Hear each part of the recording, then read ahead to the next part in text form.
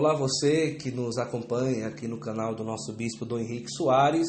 Seja bem-vindo mais uma vez aqui a mais uma sessão de perguntas e respostas que você, internauta, que sempre está conosco através do site domhenrique.com.br, manda a sua pergunta, a sua indagação. Dom Henrique, sua bênção, mais uma vez, bem-vindo, alegria estar aqui com o Senhor. Deus abençoe, Guto, Deus abençoe a você. A gente não consegue mesmo cumprir aquilo que prometeu, que seria toda sexta-feira fazer um momento como esse, mas tenha paciência, a culpa não é do Guto, a culpa é do bispo, que não tem tempo, está certo? Então, aliás, o bispo não devia nem se meter com esses compromissos digital, mas paciência, faz parte da nossa missão. Então, sempre que a gente pode, a gente fará, sim, esses momentos de conversa com você. Então, Dom Henrique, algumas perguntas que nós vamos hoje conversar, que tem chegado lá no nosso site domhenrique.com.br. Primeira coisa, uma dúvida. O Rafael perguntou o seguinte: se ele é convidado por alguém da família ou para um casamento de alguém da família, a um culto protestante, a um culto evangélico, um amigo, vamos lá, vamos conhecer, ou vamos passar o final de semana no encontro e tudo, a gente vai falar de Deus, e o que se pensar? Um católico pode ir participar? Existe algum problema em participar? O que é que se deve pensar para ter prudência em relação? Em princípio, nada impede que você participe de um culto numa denominação cristã. Em princípio. Agora, eu aconselharia não fazer isso aqui no Brasil, porque geralmente um evangélico não iria à igreja católica. O que eu aconselho é isso: sempre que convidarem você, você convida a pessoa a ir à missa com você. Se ela for à missa com você, você vai ao culto com ela. Sabe por quê? Porque o que dá a entender é que católico não tem convicção nenhuma, está ali disponível para ser apanhado pelo primeiro convicto que passar. Muitas vezes, quando os católicos vão a esses cultos, é porque não têm convicção da própria fé. Então, qualquer coisa serve. Então, veja, em princípio não há problema, está certo? Se você é convidado para um casamento, vá sim. Isso que eu estou dizendo é ser convidado para um culto, para conhecer. Não precisa conhecer. Você conheça a sua igreja católica, conheça bem o catecismo, a Sagrada Escritura, conheça a sua fé. Encontros para estudo de Bíblia, não porque o modo de ler a Sagrada Escritura da tradição da Reforma Protestante não é o nosso modo. Eu já expliquei isso aqui num dos vídeos, que foi deturpado abundantemente Brasil afora por gente sem muito escrúpulo, né? Mas veja, a Sagrada Escritura, para nós, ela é lida na tradição apostólica. E a tradição apostólica, ela existe, durável, viva, na Igreja Católica. Não porque nós somos os bambambãs, mas porque Cristo deu o seu Espírito à Igreja. Prometeu o seu Espírito à Igreja. Então, não adianta. Lá, numa outra denominação, você vai estudar a Sagrada Escritura na tradição, mesmo que eles digam que não tem tradição, na tradição de leitura, na tradição, vou dizer um palavrão, depois eu explico, hermenêutica, quer dizer, na tradição de interpretação deles. E se você não tem fundamento, você vai terminar caindo nesse erro também. Você, se quer estudar a Sagrada Escritura, e deve querer, você procure algum curso, tá certo? Na sua paróquia, na sua diocese, que tem. Os católicos têm mania de dizem assim: a igreja não ensina a Bíblia. Ensina. Só que quando tem os cursos, os católicos têm preguiça, na sua grande maioria, de ir. E se vão, não perseveram, na sua grande maioria. Então, é tempo de ser católico profissional. É tempo de deixar de brincar com a fé. Então, católico de corpo inteiro, aberto, respeitoso da fé dos outros, mas firme na sua fé. Firme na tradição apostólica, firme no que o catecismo ensina. Quaisquer assuntos que vocês escutem falar e queiram saber o que a igreja pensa, estão no catecismo. Então, católicos que realmente sejam homens, mulheres, coerentes com aquilo que creem.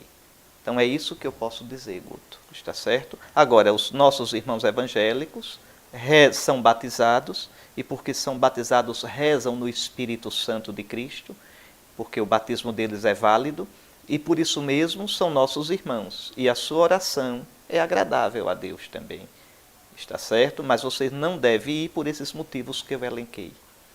Mas, ainda sobre essa pergunta, existem familiares que não são cristãos, que casam em outras denominações e seitas, como no Espiritismo, e fazem casamentos em terreiros de Umbanda, e seitas como a Seixonoe, a Igreja Messiânica do Brasil. E nesse caso, se o familiar do católico convida, o que é que se pensa? Vá. Você não está indo para o culto, você está indo para o casamento.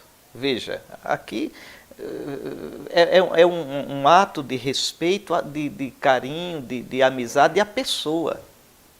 Se é uma coisa que não é maligna no sentido de matar pessoas, de provocar o mal, então, veja, se seu familiar, seu amigo é de um culto afro, decente, não de uma religião negra de fazer o mal, se é espírita, honesto, se é Seixonoye, budista, hinduísta, shintoísta, vá, é por respeito a ele.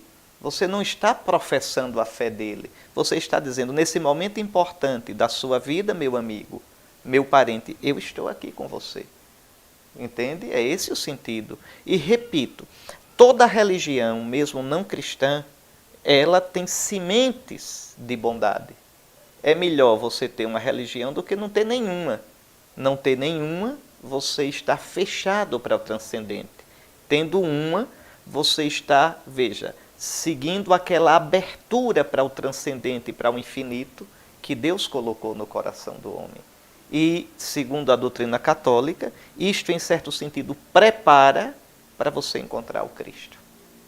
Compreende? Então, as religiões em si, elas não são más, apesar de conterem erros, insuficiências, mas não são más em si. Vá, não tem problema algum. Agora, nesse sentido que você está colocando.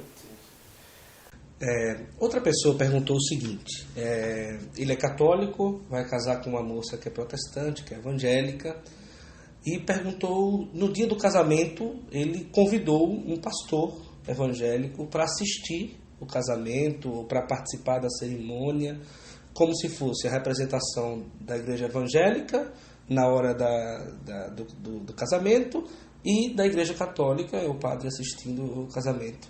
Teria problema em fazer isso? Só para você entender. Primeiro, segundo a doutrina da igreja latina, a igreja católica de rito latino, os ministros do sacramento do matrimônio não é o padre, são os cônjuges. Então, são o noivo e a noiva que fazem o casamento. O padre é a testemunha qualificada, primeira coisa. Segunda coisa, um casamento de católico tem que ser segundo o rito católico. Se é com uma pessoa de outra religião ou é cristão de outra denominação, tem que ter uma licença para isso. Então, veja, nesse exemplo que você está dando, pelo que eu entendi, o casamento será no rito católico, na forma católica. Então, como uma das partes é de uma outra denominação cristã, se chama o ministro para estar presente e pode até fazer uma oração. Pode fazer uma oração, não tem problema nenhum. Desde que o padre seja aquele que o casamento seja segundo o rito católico. Não tem problema algum. Eu aceitaria isso com a maior facilidade e a maior alegria. Entende? Receber um ministro da denominação do cônjuge, do fiel católico, e naquele momento ele fazer uma oração pedindo a bênção de Deus. Não há problema algum nisto. Muito bom. Já agradecendo mais uma vez, mais de 2 perguntas respondidas para você, nosso internauta. Eu queria pedir, Dom Henrique, para o senhor deixar uma mensagem para todos que nos acompanham. Graças a Deus, O pessoal não só do Brasil, mas de muitos países vem acompanhando e tem demonstrado um carinho muito grande pelo trabalho que o senhor vem fazendo através das mídias sociais e até nas horas das dificuldades, né? Apoiam o senhor, demonstram firmeza. Eu queria que o senhor deixasse uma mensagem para esse povo. Bom, quanto à dificuldade, até hoje na internet eu não tive nenhuma. Graças a Deus, eu já tenho mais de 10 anos de trabalho na internet e, graças a Deus, às vezes tem um ou outro que deturpa o que eu falo, mas isso não é dificuldade. Quem trabalha com a internet sabe disso. Eu só peço a quem me escuta duas coisas. Primeiro, que se querem saber o que eu penso, leiam os meus textos e escutem esses vídeos ou áudios. Ali está o que eu penso. Né? Porque é muito comum, às vezes, na internet, cortar uma frase, descontextualizar. Mas o senhor escreveu isso. Escrevi, mas está num contexto. Num contexto, foi numa época, diante de determinada coisa, e em um texto maior. Então, às vezes, é perigoso, né? Você... E também, sobre tudo isso, escutar. Né? E uma coisa que eu peço muito para vocês, não só com os meus áudios e vídeos, ou que leem, mas como exercício mesmo, de leitura de texto ou de interpretação do que os outros dizem. Escutem o raciocínio todo de uma pessoa. Porque às vezes é meio frustrante, a gente escreve um texto e os comentários, depois você diz, mas essa pessoa leu o que eu disse? Porque parece que não entendeu nada. A gente é muito, eu vou usar uma expressão alagoana, eu sou alagoano, afogueado. Entende? É tudo muito... Então a gente lê como quem come, engole sem mastigar. E aí já vai comentando. Não.